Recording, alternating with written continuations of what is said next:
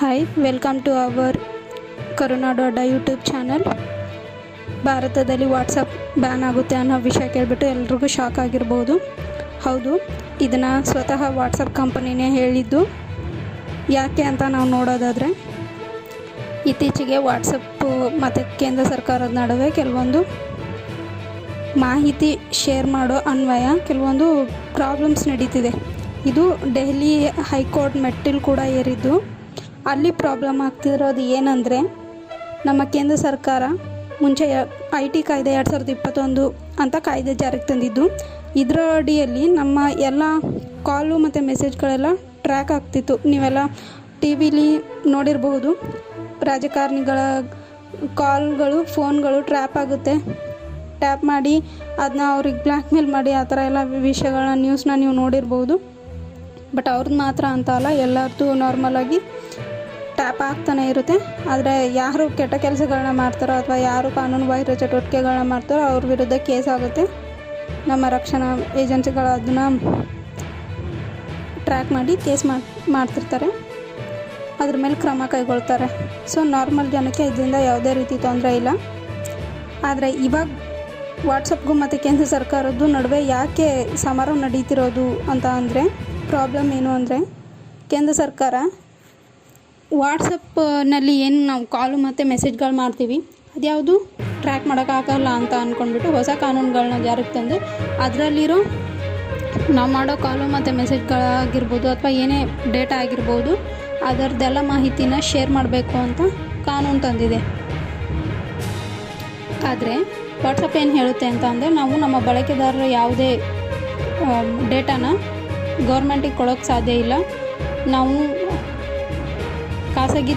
ಬಳಕೆದಾರರ ಖಾಸಗಿತನಕ್ಕೆ ಯಾವುದೇ ರೀತಿ ಅಡ್ಡಿಪಡಿಸಲ್ಲ ಅಂತ ಅವ್ರು ಹೇಳ್ತಿದ್ದಾರೆ. ಒಂದು ವೇಳೆ ಗೌರ್ಮೆಂಟು ಸ್ಟ್ರಿಕ್ಟಾಗಿ ಕಂಡೀಷನ್ ಮಾಡಿ ಡೇಟಾನ ಕೊಡಲೇಬೇಕು ಅಂತ ಶೇರ್ ಮಾಡಲೇಬೇಕು ಅನ್ನೋದಾದರೆ ನಾವು ಭಾರತನೇ ಬಿಟ್ಟು ಹೋಗ್ತೀವಿ, ಆದರೆ ಡೇಟಾ ಕೊಡೋಕ್ಕೆ ಸಾಧ್ಯ ಇಲ್ಲ ಅಂತ ಅವ್ರು ಹೇಳ್ತಿರೋದು. ಹಾಗಾದರೆ ನಮ್ಮ ಕೇಂದ್ರ ಸರ್ಕಾರ ಯಾಕೆ ಈ ಥರ ಕಾನೂನನ್ನು ಜಾರಿಗೆ ತಂತು ಅಂತ ನೋಡೋದಾದರೆ, ಭಾರತದಲ್ಲಿ ಇತ್ತೀಚೆಗೆ ಭಯೋತ್ಪಾದಕ ಚಟುವಟಿಕೆಗಳು ಜಾಸ್ತಿ ಆಗ್ತಿದ್ದಾವೆ.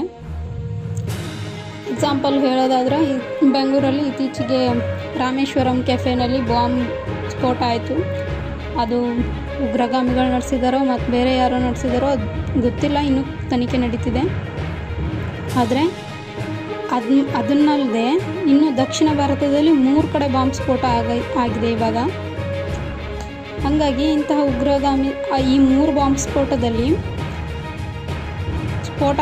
ಭಯೋತ್ಪಾದಕರು, ಉಗ್ರಗಾಮಿಗಳು ಏನು ಮಾಡಿದ್ದಾರೆ ಅಂದರೆ, ವಾಟ್ಸಪ್ನ ಯೂಸ್ ಮಾಡಿಕೊಂಡು ಒಬ್ರಿಗೊಬ್ರು ಕಾಂಟ್ಯಾಕ್ಟ್ ಮಾಡಿದ್ದಾರೆ, ಅದರಲ್ಲೇ ಪ್ಲ್ಯಾನ್ ಮಾಡಿದ್ದಾರೆ. ಸೊ ಈ ಥರ ವಾಟ್ಸಪ್ಪು ಯೂಸ್ ಆಗಿರೋದ್ರಿಂದ ನಮ್ಮ ಕೇಂದ್ರ ಸರ್ಕಾರ ಏನು ಮಾಡಿದೆ, ಅವ್ರನ್ನ ಭಯೋತ್ಪಾದಕರನ್ನಾಗಿರ್ಬೋದು ಕಾನೂನು ಬಾಹಿರ ಚಟುವಟಿಕೆಗಳನ್ನ ತಡೆಯೋಕ್ಕೆ ವಾಟ್ಸಪ್ಪು ಟ್ರ್ಯಾಕ್ ಮಾಡೋದು ತುಂಬ ಅವಶ್ಯಕವಾಗಿದ್ದು, ಅದಕ್ಕಾಗಿ ಕಾನೂನು ಜಾರಿಗೆ ತಂದಿದೆ. ಆದರೆ ವಾಟ್ಸಪ್ಪು ನಾವು ಡೇಟಾನ ಶೇರ್ ಮಾಡೋದೇ ಇಲ್ಲ ಅಂತ ಹೇಳ್ತಿದೆ. ಅವ್ರ ಡೇಟಾ ಶೇರ್ ಮಾಡದೆ ಟ್ರ್ಯಾಕ್ ಮಾಡೋಕ್ಕೆ ಬರೋಲ್ಲ, ಯಾಕಂದರೆ ಅವರ ಸೆಕ್ಯೂರಿಟಿ ಫೀಚರ್ಸು ತುಂಬ ಸ್ಟ್ರಾಂಗ್ ಆಗಿದ್ದು, ನಾವು ವಾಟ್ಸಪ್ಪಲ್ಲಿ ಕಳಿಸೋ ಮೆಸೇಜ್ಗಳು ಎನ್ಕ್ರಿಪ್ಷನ್ ಮತ್ತು ಡಿಕ್ರಿಪ್ಷನ್ ಆಗಿ ಸೆಂಡ್ ಆಗ್ತಿರುತ್ತೆ, ರಿಸೀವ್ ಆಗ್ತಿರುತ್ತೆ. ಯಾರು ಕಳಿಸ್ತಾರೋ ಮತ್ತು ಯಾರು ರಿಸೀವ್ ಮಾಡ್ಕೊತಾರೋ ಅವ್ರಿಗೆ ಮಾತ್ರ ಆ ಮೆಸೇಜ್ಗಳು ಕಾಣಿಸಿರುತ್ತೆ. ಮಿಡಲಲ್ಲಿ ಯಾರೂ ಟ್ರ್ಯಾಕ್ ಮಾಡೋಕ್ಕೆ ಸಾಧ್ಯ ಇಲ್ಲ. ಅದಕ್ಕೆ ಸ್ವತಃ ವಾಟ್ಸಪ್ ಕಂಪ್ನಿಯವರೇ ಡೇಟಾನ ಶೇರ್ ಮಾಡಲಿ ಅಂತ ಕೇಂದ್ರ ಸರ್ಕಾರ ಕಾನೂನು ಜಾರಿಗೆ ತಂದರೆ, ನಾವು ಬಳಕೆದಾರರ ಖಾಸಗಿತನಕ್ಕೆ ಅಡ್ಡಿ ಮಾಡಲ್ಲ, ಸೊ ನಾವು ಡೇಟಾ ಶೇರ್ ಮಾಡಲ್ಲ ಅಂತ ಇವರು ಹೇಳ್ತಿರೋದು. ಇದರಿಂದ ದೇಶದ ರಕ್ಷಣೆಗೆ ತೊಂದರೆ ಆಗುತ್ತೆ. ಸೊ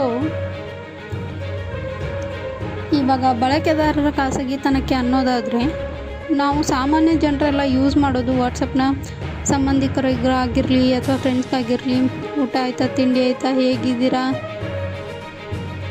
ಈ ಥರ ಎಲ್ಲ ಸಾಮಾನ್ಯ ವಿಷಯಗಳನ್ನ ಚರ್ಚೆ ಮಾಡ್ತಿರ್ತೀವಿ. ಇದನ್ನು ಯಾರೋ ಹ್ಯಾಕ್ ಮಾಡಿದ್ರೆ ಅಥವಾ ಯಾರೋ ಟ್ರ್ಯಾಕ್ ಮಾಡಿದ್ರೆ ನಮಗೇನೂ ಪ್ರಾಬ್ಲಮ್ ಆಗೋಲ್ಲ. ಯಾರೋ ಕಾನೂನು ಬಾಹಿರ ಚಟುವಟಿಕೆಗಳನ್ನ ಮಾಡ್ತಿರ್ತಾರೋ ಅವ್ರಿಗೆ ತೊಂದರೆ ಆಗುತ್ತೆ. ಮತ್ತು ತುಂಬ ಪ್ರೈವೇಸಿ ಬೇಕೇ ಬೇಕು ಅನ್ನೋ ಥರದನ್ನು ಶೇರ್ ಮಾಡ್ಕೊಳ್ಳೋರಿಗೆ ಮಾತ್ರ ತೊಂದರೆ ಆಗುತ್ತೆ ಅಲ್ವಾ? ಹಾಗಾಗಿ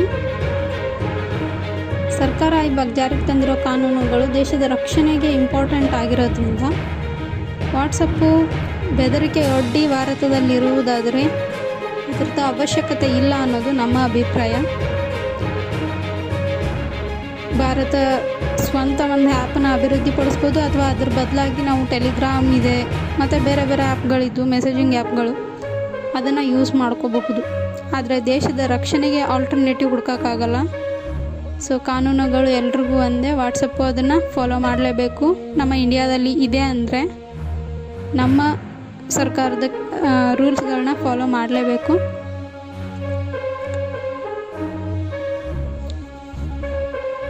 ಆದರೆ ಇಲ್ಲಿ ಇನ್ನೊಂದು ಪ್ರಾಬ್ಲಮ್ ಆಗುತ್ತೆ. ಏನಂದರೆ ಸರ್ಕಾರ ಅದನ್ನು ಟ್ರ್ಯಾಕ್ ಮಾಡಿ ಅವರು ಸಾಮಾನ್ಯ ಜನರ ಮಾಹಿತಿನ ಯಾವುದು ಮಿಸ್ಯೂಸ್ ಮಾಡ್ಕೊಳ್ಳಲ್ಲ, ಓಕೆ. ಆದರೆ ಮಧ್ಯದಲ್ಲಿ ಬೇರೆಯವರು ಇರ್ತಾರೆ, ಅಂದರೆ ಹ್ಯಾಕರ್ಸ್. ಇವರು ಸಾಮಾನ್ಯ ಜನರ ಡೇಟಾನ ಟ್ರ್ಯಾಕ್ ಮಾಡಿ ಅದನ್ನು ಯಾವುದೋ ರೀತಿ ಎಡಿಟ್ ಮಾಡೋ ಅಥವಾ ಇನ್ನೇನೋ ಮಾಡೋ, ಜನರನ್ನ ಬ್ಲ್ಯಾಕ್ ಮೇಲ್ ಮಾಡಿ ಈ ಥರ ಎಲ್ಲ ಕೇಸ್ಗಳು ಸ್ಟಾರ್ಟ್ ಆಗಬಹುದು. ಆ ಥರ ಏನಾದರೂ ಮತ್ತೆ ಮಾಹಿತಿನ ಕೊಡ್ತಾರೆ ಅನ್ನೋದಾದರೆ. ಸೊ ಇಲ್ಲಿ ಮುಖ್ಯವಾಗಿ ಆಗಬೇಕಾಗಿರೋದು, ಸರ್ಕಾರ ಏನು ಮಾಹಿತಿನ ಪಡೆದುಕೊಳ್ಳುತ್ತೋ ಅದನ್ನು ಬೇರೆ ಹ್ಯಾಕರ್ಸ್ಗಳು ಹ್ಯಾಕ್ ಮಾಡದೇ ಇರೋ ಥರ ತಡಿಬೇಕು ಒಂದು. ಮತ್ತು ವಾಟ್ಸಪ್ಪು ತನ್ನ ಡೇಟಾನ ಶೇರ್ ಮಾಡಲೇಬೇಕಾಗುತ್ತೆ, ಇಲ್ಲ ಅಂದರೆ ದೇಶದ ರಕ್ಷಣೆಗೆ ತುಂಬ ತೊಂದರೆ ಆಗುತ್ತೆ. ಸೊ ಇಬ್ಬರು ಮ್ಯೂಚುವಲ್ ಅಂಡರ್ಸ್ಟ್ಯಾಂಡಿಂಗಲ್ಲಿ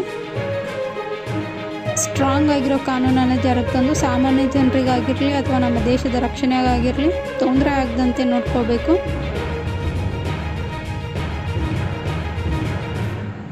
ಥ್ಯಾಂಕ್ ಯು. ಪ್ಲೀಸ್ ವಿಡಿಯೋನ ಶೇರ್ ಮಾಡಿ, ಲೈಕ್ ಮಾಡಿ, ಕಮೆಂಟ್ ಮಾಡಿ ಹಾಗೂ ಪ್ಲೀಸ್ ಸಬ್ಸ್ಕ್ರೈಬ್ ಮಾಡಿ. Thank you.